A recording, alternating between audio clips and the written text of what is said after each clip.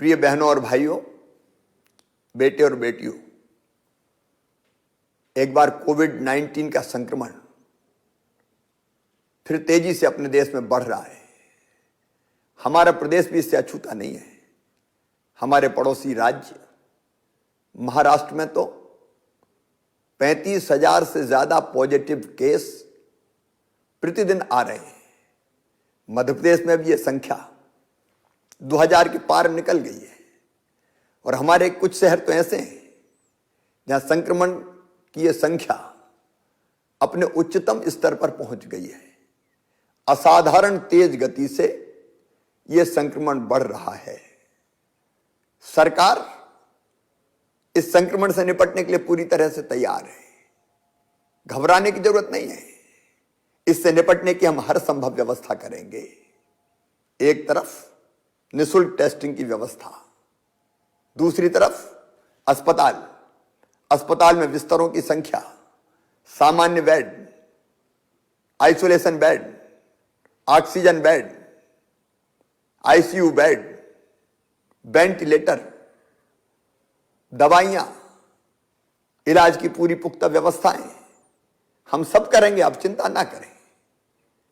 लेकिन वहीं दूसरी तरफ गरीबों को दिक्कत ना हो, इसलिए सरकारी अस्पतालों के साथ साथ हमने आयुष्मान भारत योजना के अंतर्गत आने वाले निजी अस्पतालों में भी गरीबों के निःशुल्क इलाज की व्यवस्था की है।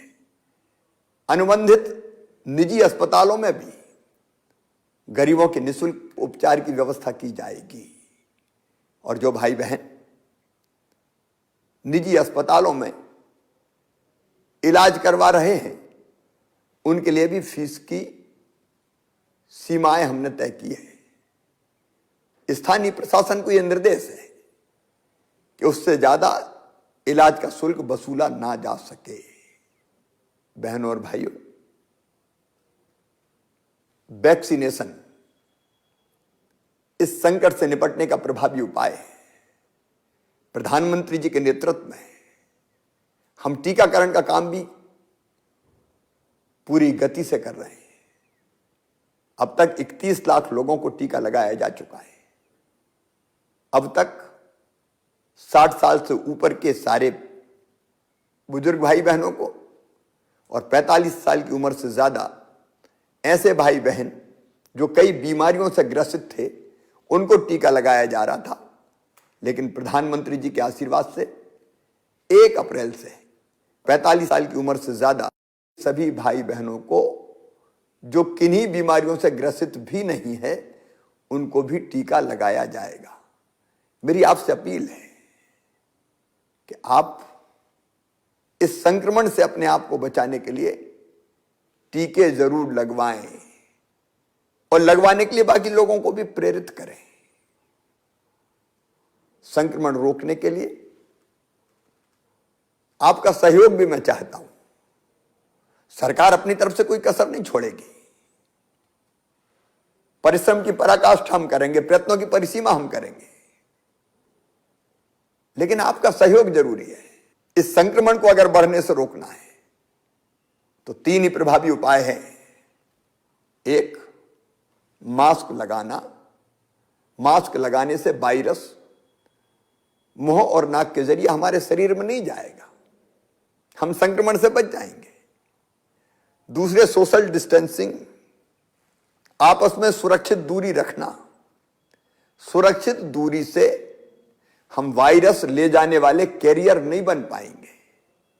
और तीसरे, बार बार अपने हाथ साफ करना सैनिटाइजर या साबुन से। इससे वायरस को हम वहीं मार देंगे और संक्रमण फैल नहीं पाएगा। आपका सहयोग चाहिए। हमारे महत्वपूर्ण त्योहार है, त्योहार मनाए, इससे इनकार नहीं है, लेकिन क्या संक्रमण रोकने के लिए हम ये त्योहार अपने परिवार के साथ घर पर नहीं मना सकते?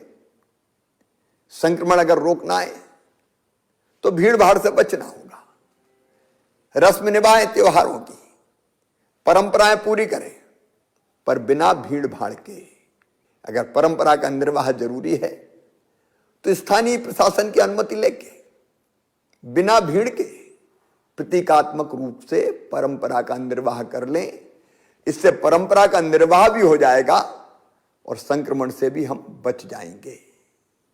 याद रखिए, अगर लापरवाही की तो संक्रमण बढ़ेगा और प्रदेश संकट में फंसेगा।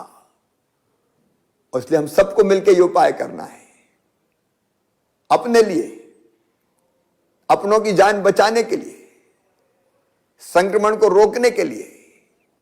आप सब कोविड-19 के हर गाइडलाइन का पालन करें। आपके जिले के क्राइसिस मैनेजमेंट ग्रुप ने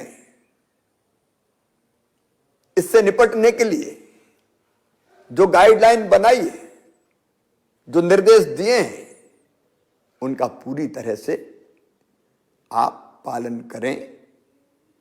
मुझे विश्वास है कि संक्रमण से निपटने के लिए, इस बीमारी से निपटने के लिए आपका हर संभव सहयोग मिलेगा। कोरोना हारेगा, मध्य प्रदेश जीतेगा। बहुत बहुत धन्यवाद।